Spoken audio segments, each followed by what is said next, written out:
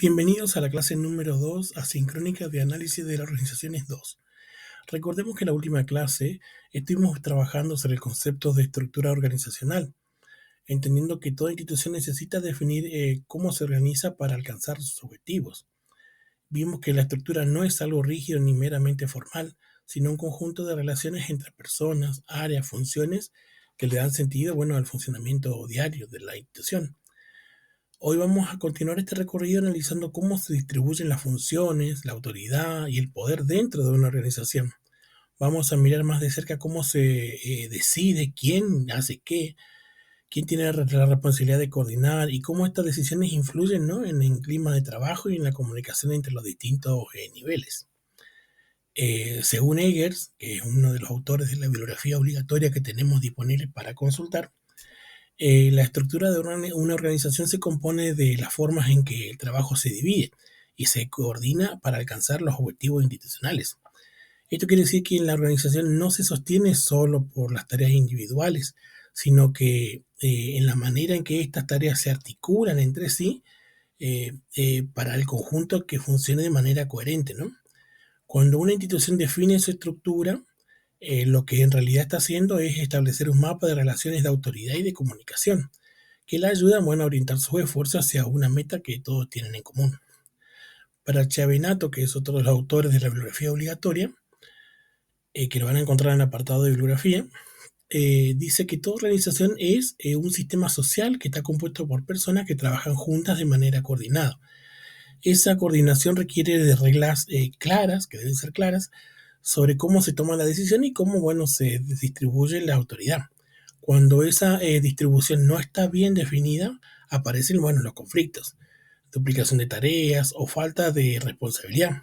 En cambio, si los roles y los canales están bien claros, la institución gana en eficiencia y un clima laboral bueno. Bien, en esta clase vamos a centrarnos en 5 ejes que son importantes, ¿no? Que es la departamentalización, la delegación de autoridad, la jerarquía organizacional, los tipos de autoridad y la centralización y la descentralización. La idea es ir viendo estos conceptos con algunos ejemplos de escuelas y empresas y organismos públicos para que puedan comparar esta idea con su propia experiencia.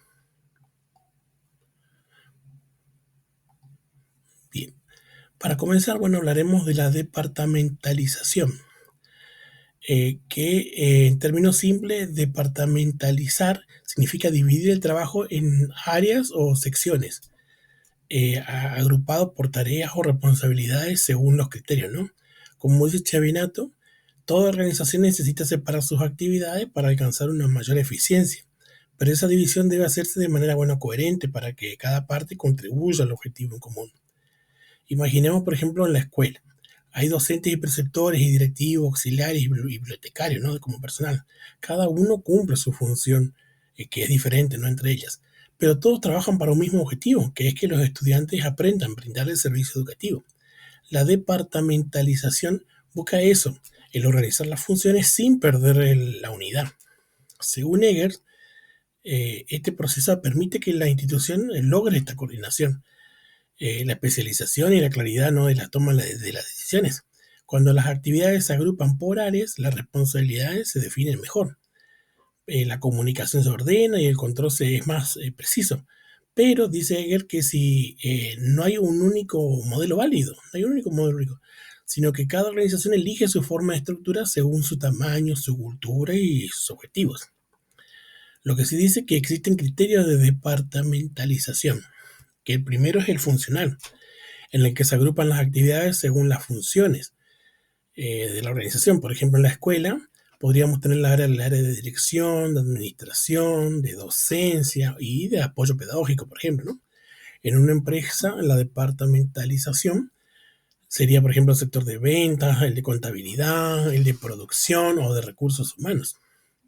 Este tipo de estructura dice que favorece la especialización y la eficiencia, porque cada área desarrolla, ¿no?, un saber técnico propio. A pesar de esto que dice Eggers, Chiavenato dice que la departamentalización funcional puede generar un problema, que es la falta de comunicación entre departamentos. Cuando cada área se concentra demasiado en sus tareas, puede tener el riesgo de perder de vista los objetivos globales, los generales, ¿no? Por esta falta de comunicación. Por eso es necesario, dice, que complementar la especialización con pequeñas instancias de coordinación entre áreas, ¿no? Otro criterio de departamentalización es la geográfica. La anterior era la funcional. Esta es la geográfica, que bueno, es utilizada cuando la organización opera en distintas zonas geográficas, por ejemplo, zonas geográficas. Por ejemplo, una empresa de transporte puede tener varias sucursales en distintas provincias. O, por ejemplo, el Ministerio de Educación puede organizar su trabajo en distintos distritos o regiones, ¿no? Hay que tener en cuenta que este tipo de estructura facilita, bueno, la atención local, pero también requiere, bueno, de cierta comunicación entre las distintas sedes. Bien, aparte de esta de departamentalización geográfica, tenemos también la de productos o servicios, en la que las áreas se organizan según sus bienes o servicios que ofrecen. Por ejemplo, una empresa textil puede tener un departamento para ropa deportiva, otro para ropa e indumentaria escolar, otra, por ejemplo, para uniformes laborales. ¿Vieron? Se agrupa según producto o el tipo de servicio que ofrece. En el ámbito educativo, por ejemplo, podríamos pensar en términos de niveles o modalidades, por ejemplo, el servicio para el nivel inicial, el servicio para el primaria, para el secundario y para adultos, por ejemplo, ¿no? La agrupación de la departamentalización. Después tenemos el que es por criterio por procesos, que se da cuando las tareas se dividen según las etapas del trabajo. Gallardo, que es el autor de la bibliografía obligatoria, dice que este modelo se usa mucho cuando las organizaciones industriales o administrativas, donde hay una secuencia técnica bien definida. Por ejemplo, en la escuela podríamos pensar en las etapas del proceso de enseñanza, que es el planificar, el desarrollo de las clases, la evaluación y la retroalimentación, que es, bueno, procedural, ¿no? Por eso dice departamentalización por procesos. Y por último, tenemos la que es por cliente, que se agrupa por las actividades de acuerdo al tipo de público al que se atiende. Por ejemplo, un ejemplo común sería el de las instituciones públicas que diferencian sus servicios según la edad o la necesidad de sus usuarios. En educación, por ejemplo, podemos pensar a programas específicos para jóvenes, otro para adultos, otro para estudiantes con discapacidad. Se agrupan según el cliente, ¿no? Según el tipo de cliente. Que en este caso, cada criterio de lo que estuvimos hablando tiene su ventaja y, bueno, y sus inconvenientes de ser implementados. Lo importante es que la estructura elegida responda al propósito institucional que queremos alcanzar. Porque una estructura funcional puede ser eficiente, pero si la organización necesita adaptarse a diferentes contextos o públicos, probablemente necesite combinar, ¿no?, más de un criterio de departamentalización. De hecho, Eggers dice que en la práctica muchas instituciones tienen estructuras mixtas, donde se combinan varios tipos de departamentalización. Por ejemplo, una universidad puede organizarse funcionalmente por áreas, por ejemplo, la académica, la administrativa y la de extensión, pero al mismo tiempo puede tener divisiones por facultades o por sedes geográficas.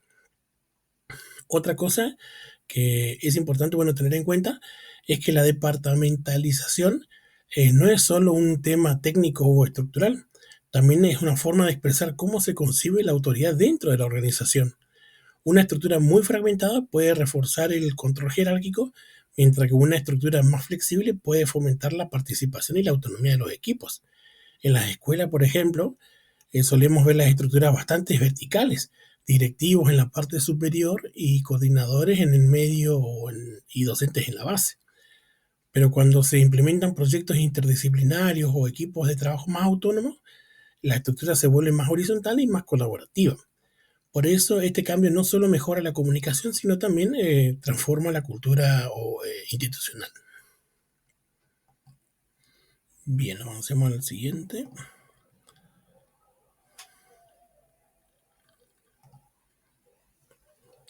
Delegación de autoridad. Eh, eh, el tema de delegación de autoridad en toda organización, por más grande o pequeña que sea, hay decisiones que deben tomarse en distintos niveles. Ningún directivo o responsable puede controlar absolutamente todo. Por eso, delegar es una necesidad organizativa, no es una opción. Según Chiavenato, la delegación es un proceso por el cual un superior transfiere parte de su autoridad a otra persona para que ésta, bueno, pueda actuar y tomar decisiones dentro del ámbito determinado, ¿no? A pesar de esto, aunque se delegue esa autoridad, la responsabilidad sigue siendo del superior, del que otorgó.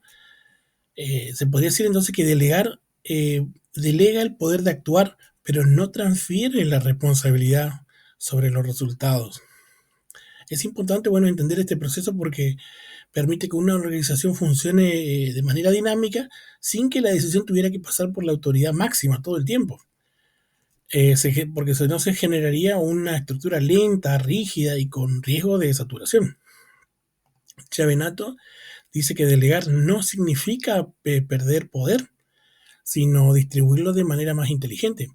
Dice que el verdadero líder no se concentra en todas las decisiones, sino que confía en las capacidades de su equipo y genera un entorno donde las personas, bueno, puedan asumir responsabilidad y desarrollar autonomía. Eggers también coincide con que las organizaciones más eficientes son aquellas donde todos los niveles jerárquicos se comunican y se coordinan entre ellos. Lo que solo es posible, bueno, si existe un sistema de delegación bien claro y definido. En este sentido, bueno, delegar la autoridad no solo mejora la eficiencia operativa, sino también puede fortalecer la confianza y la motivación dentro del grupo.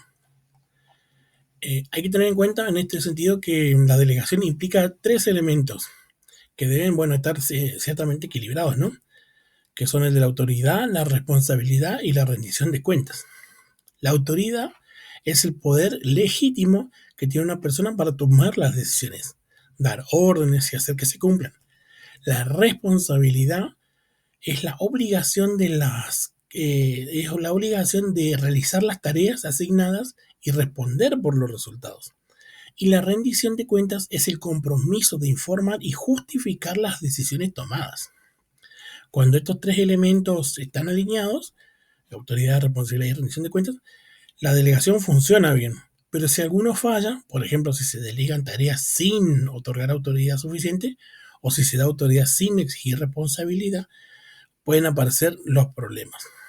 Chiavenato dice que existen pasos para este proceso de delegación, ¿no? Dice que primero es definir la tarea que se va a delegar, qué hay que hacer, con qué recursos se cuenta y el plazo, ¿no? El segundo paso de este proceso de delegación dice que es otorgar o entregar la autoridad necesaria para que la persona pueda actuar sin depender constantemente del superior. Y el último paso dice que es establecer la responsabilidad, o sea, que dejar en claro qué resultados se esperan y cómo se evaluará su desempeño.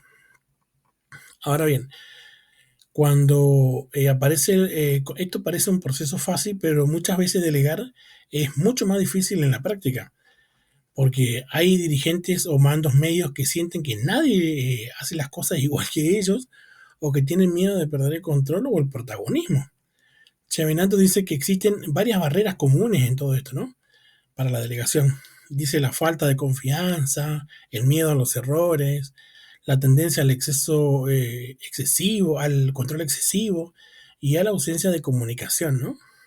También dice que puede pasar lo contrario, que el subordinado no quiera asumir más la responsabilidad por miedo a equivocarse o porque no recibe ningún beneficio por hacerlo. En este caso, bueno, la delegación sin acompañamiento termina siendo, bueno, contraproducente para todos, ¿no? Gallardo, en este sentido, plantea que en toda organización moderna, la delegación debe hacerse como una estrategia de gestión, no como una carga. Dice que es una forma de distribuir el poder para que los procesos sean más eficientes y participativos. Cuando se delega bien, dice que las personas se sienten más comprometidas con los objetivos institucionales porque perciben que el trabajo tiene impacto real sobre el funcionamiento general. Por ejemplo, pensemos en el caso de la escuela, ¿no? El director de la escuela confía en sus preceptores y docentes para tomar decisiones sobre la organización diaria del curso o el seguimiento de los estudiantes.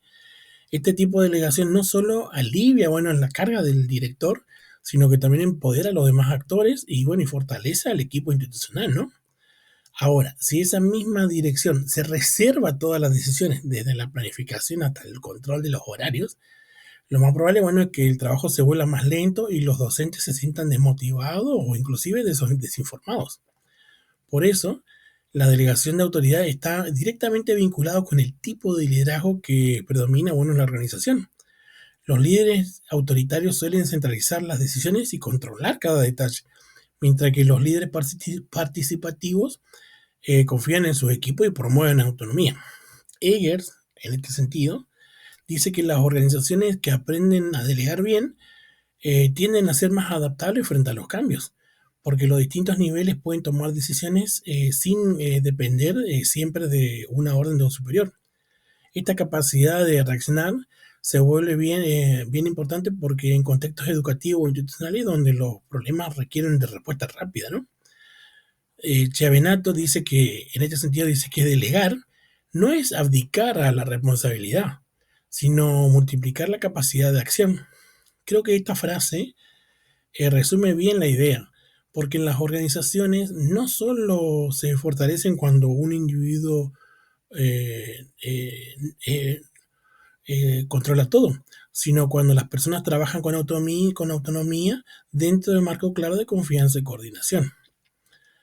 ¿Se entiende? Entonces, delegar autoridad no es abdicar la responsabilidad, sino multiplicar la capacidad de acción para en pos de la mejora institucional.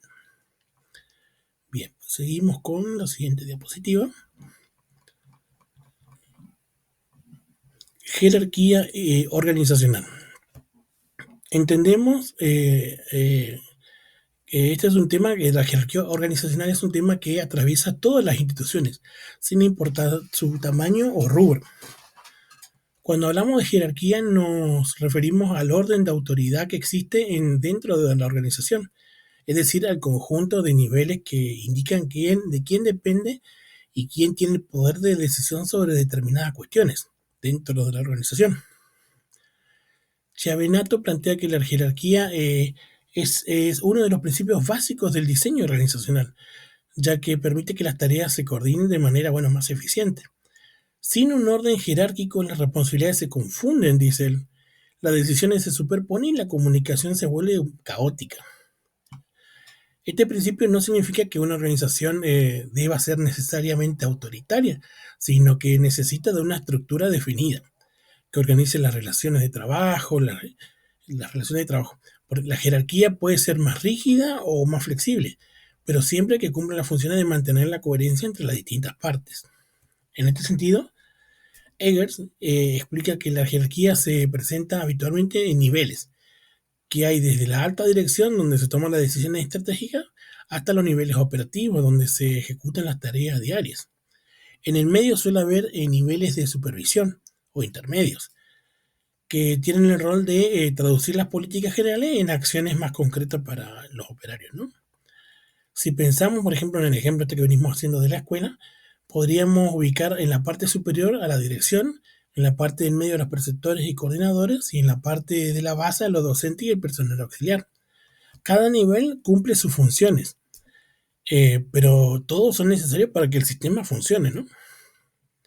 En este esquema aparece el concepto de tramo de control, que se refiere a la cantidad de personas que dependen directamente de un superior. Cuando mayor es el número de subordinados, más amplio es el tramo de control y más difícil se vuelve a supervisar. Por eso, uno de los desafíos que enfrenta la gestión es encontrar el equilibrio entre la amplitud de control y la posibilidad de acompañar a los equipos de manera más cercana, ¿no? Chivenato dice que las organizaciones con tramos muy reducidos tienden a tener muchas capas jerárquicas.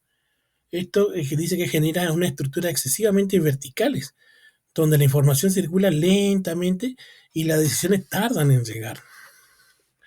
Pero cuando hay tramos de control más amplios, la supervisión se dice que se debilita y los responsables pierden el contacto con lo que está pasando.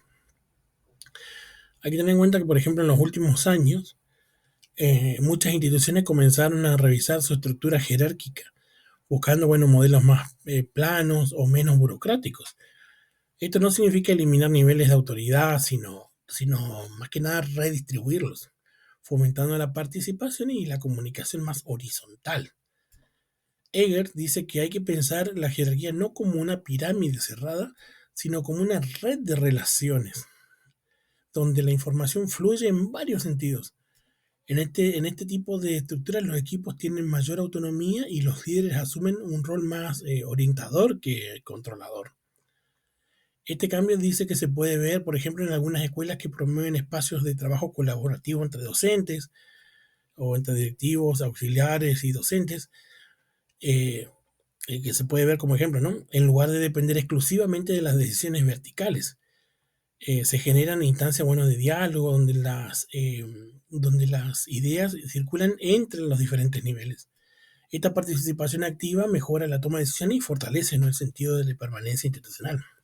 A pesar de todo eso, este tipo de estructuras más horizontales también requieren un liderazgo más fuerte y comunicativo para que sea capaz de coordinar sin apelar al control excesivo, donde la jerarquía no aparece sino como que se redefine, dejando de ser un sistema más rígido para convertirse en algo más compartido.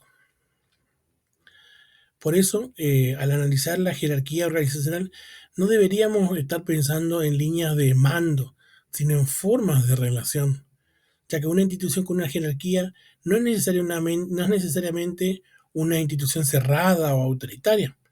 Puede ser perfectamente participativa si las decisiones se comunican y se comparten con cierta claridad, ¿no? Bien, pasemos a la siguiente diapositiva.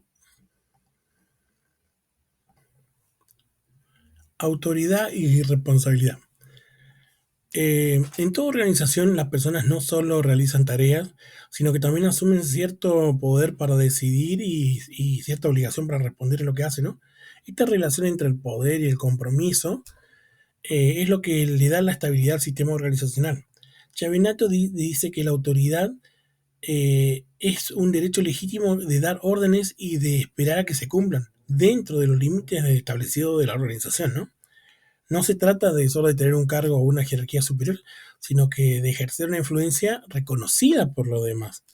La autoridad en este sentido, bueno, implica la posibilidad de guiar, orientar y, bueno, y coordinar acciones para que las personas alcancen los objetivos institucionales. En este sentido, bueno, la autoridad se encuentra vinculada estrechamente con la responsabilidad, que es la obligación de cumplir con las tareas asignadas para responder con los resultados que se esperan, ¿no? Eso quiere decir que la autoridad también tiene responsabilidades. No se trata de mandar sin rendir cuentas ni asumir funciones sin saber qué consecuencias tendrán las decisiones que se tomen. Chiavenato dice que ambos deben mantenerse equilibrados, ya que cuando hay más autoridad que responsabilidad aparecen los abusos de poder o la falta de compromiso. Cuando pasa lo contrario, o sea, mucha autoridad y mucha responsabilidad y poca autoridad, las personas se sienten limitadas, sin margen de acción y ni capacidad para resolver problemas. Ahora bien, no toda autoridad se ejerce del mismo modo. Chiavenato dice que hay tres tipos de autoridad: la lineal, la funcional y la de staff. La lineal dice que es la más tradicional. Dice que se ejerce de manera directa y vertical. Cada superior tiene control sobre sus subordinados y las órdenes se transmiten siguiendo una cadena jerárquica. Dice que este tipo de autoridad es generalmente muy clara y muy simple, pero a veces puede generar cierta rigidez o exceso de control. Por ejemplo, en el ámbito educativo, estos modelos se ven en la figura del director, que supervisa directamente a los docentes y toma la mayoría de decisiones administrativas. Su ventaja, bueno, es la claridad, ¿no? Todos saben a quién deben responder. Su limitación es que la comunicación suele siempre fluir de arriba hacia abajo. Después tenemos el tipo de autoridad funcional, que se basa en la especialización, que depende que en lugar de que depender de la jerarquía, depende del conocimiento técnico o competencia del profesional. Por ejemplo, un coordinador pedagógico puede orientar a los docentes en cuestiones de planificación, aunque no tenga autoridad jerárquica sobre ellos. Dice que este tipo de autoridad complementa a la lineal, ya que introduce una mirada más flexible y colaborativa. Y por último tenemos la autoridad de staff, que no implica un poder de decisión, si se quiere, directa, sino una función de asesoramiento o apoyo. Son las personas o equipos que brindan, bueno, cierta asistencia de información o acompañamiento para que otros puedan decidir mejor. En la escuela, por ejemplo, el gabinete psicopedagógico o el equipo de orientación cumplen ese rol, que asesoran a los docentes y directivos para que estos tomen decisiones más informadas, ¿no? Gallardo dice que las organizaciones necesitan combinar estos tres tipos de autoridad para poder adaptarse a los entornos complejos actuales, porque dice que no alcanza con una línea jerárquica, sino hay que asesorarse con asesores especializados y espacio de colaboración entre pares. Dice que una gestión moderna debe apoyarse tanto en la autoridad formal como en la autoridad del conocimiento y la confianza. En este sentido también es importante tener en cuenta que la autoridad no se impone solamente desde un cargo, sino que se construye a través del respeto, de la coherencia y la comunicación, ¿no?, entre personas. Porque las personas reconocen la autoridad de quien demuestra saber, que tiene además compromiso y capacidad de escucha. En el contexto educativo, por ejemplo, se nota cuando el docente o directivo puede lograr en los demás que sigan no por obligación, sino porque confían en su criterio. A veces, por ejemplo, los conflictos dentro de las instituciones muchas veces aparecen porque se confunden los planos de autoridad formal y la autoridad personal. Alguien puede tener un cargo alto, pero no alcanza a que su equipo lo respete, mientras que una persona sin puesto jerárquico puede influir positivamente en la experiencia o de trabajar de su par. Cuando la autoridad se ejerce sin responsabilidad, se convierte en autoritarismo. Cuando la responsabilidad se exige sin otorgar autoridad, aparece la frustración, ¿no? Por eso Gallardo dice que la gestión requiere de un equilibrio ético y operativo entre ambas dimensiones. En este sentido, y para finalizar esta primera parte, Chiavenato dice que la autoridad y la responsabilidad son dos caras de la misma moneda. La primera da el poder de actuar y la segunda exige el cumplir y responder ante esas decisiones. Ninguna puede funcionar sin la otra. Las dos caras de la misma moneda. Bien, pasamos a la siguiente diapositiva. Centralización y descentralización. Estos dos conceptos nos ayudan a entender cómo circula el poder dentro de una organización, quién toma las decisiones y hasta qué punto esas decisiones se centran o se distribuyen entre los distintos niveles jerárquicos. Chiavenato dice que la organización centralizada es aquella donde la autoridad para decidir se encuentra concentrada en la cúpula, generalmente en la dirección o la gerencia. En cambio, la organización descentralizada reparte el poder entre los diferentes niveles, haciendo que las personas más cercanas o los problemas puedan ser resueltos sin depender de de la autorización constantemente del nivel jerárquico. En la práctica, ninguna institución está completamente centralizada ni totalmente descentralizada. Lo que cambia es el grado de equilibrio entre estos enfoques, ¿no? El equilibrio depende del tamaño de la organización y de su cultura interna y de la confianza que existe entre quienes la integran. En las estructuras muy centralizadas, las decisiones importantes se toman en la parte superior del organigrama. Esto hace que genera el control y orden, pero también una fuerte dependencia de unos pocos. Cuando la autoridad se concentra demasiado, el flujo de información es más lento y los equipos pierden cierta iniciativa, ¿no? Las personas hacen solo eso, lo que se les indica, y no se sienten parte activa del proceso, ¿no?, de la institución. Chiavenato dice que existen algunos criterios que pueden ayudar a decir qué nivel de descentralización conviene usar. Dice que uno de esos es la naturaleza de las decisiones. Mientras más rutinarias y operativas sean, más fáciles delegarlas. Las decisiones estratégicas, en cambio, pueden mantenerse en los niveles altos porque afectan a toda la organización. Dice que otro criterio es la capacidad de los equipos. Dice que mientras mayor cantidad sea de la información y la experiencia de los empleados, mayor puede ser la autonomía que esto se los otorgue, porque tienen mayor conocimiento. Dice que en muchas organizaciones modernas, este modelo, se busca un modelo intermedio de estos dos, conocido como centralización flexible, que combina las dos dimensiones, donde las decisiones siguen concentradas en los niveles superiores, pero las decisiones operativas se distribuyen entre los diferentes equipos y departamentos de la organización. Eger dice que la descentralización también favorece la innovación. Cuando las decisiones se toman cerca del lugar donde aparecen los problemas, dice que las soluciones suelen ser más creativas y contextualizadas por gente que está conociendo el problema porque les apareció a ellos. Dice que cada sector puede adaptarse a las necesidades reales sin esperar instrucciones internas porque tienen el poder de decisión. Como dice Chavinato, la autoridad que se comparte no se debilita, sino que se multiplica. Cuando los miembros de una organización pueden decidir, opinar, participar, el sentido de pertenencia aumenta, se fortalece y los objetivos de la organización se alcanzan con mayor compromiso. Por eso es importante el saber delegar. Bien, llegando al final, llegando al final, hemos visto que recorrimos, bueno, rápidamente eh, los diferentes elementos que conforman una estructura organizacional y analizamos las diferentes funciones, las autoridades, los tipos de autoridad, las decisiones dentro de una organización y vimos que detrás de un organigrama hay una forma de entender el poder, la confianza y la comunicación entre las personas que lo integran, ¿no? Él dice que el modo en que se organiza el trabajo no solo responde a una cuestión técnica, sino también a una visión sobre de cómo deben relacionarse los distintos actores dentro de la organización. Las decisiones sobre quién coordina, quién supervisa o quién ejecuta no deben ser neutras, porque expresan una manera de pensar la organización y de ejercer el liderazgo. Chavenato dice también que la organización moderna necesita estructuras dinámicas donde la autoridad se combine con la participación y la responsabilidad compartida entre todos los niveles de la jerarquía.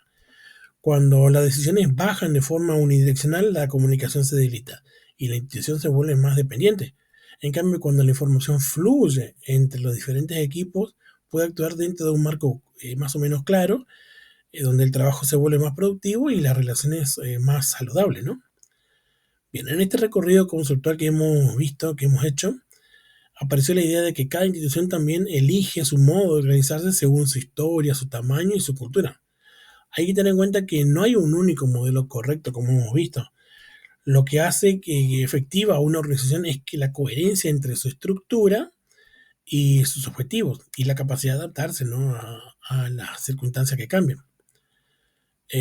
Gallardo dice que las organizaciones más fuertes, más sólidas, son aquellas que alcanzan a integrar la autoridad formal con la autoridad del conocimiento, donde dice que se combinan y estas dos se combinan y ayudan a que los roles jerárquicos no se impongan por la fuerza del cargo, sino por la legitimidad que se le da a la experiencia y la confianza mutua.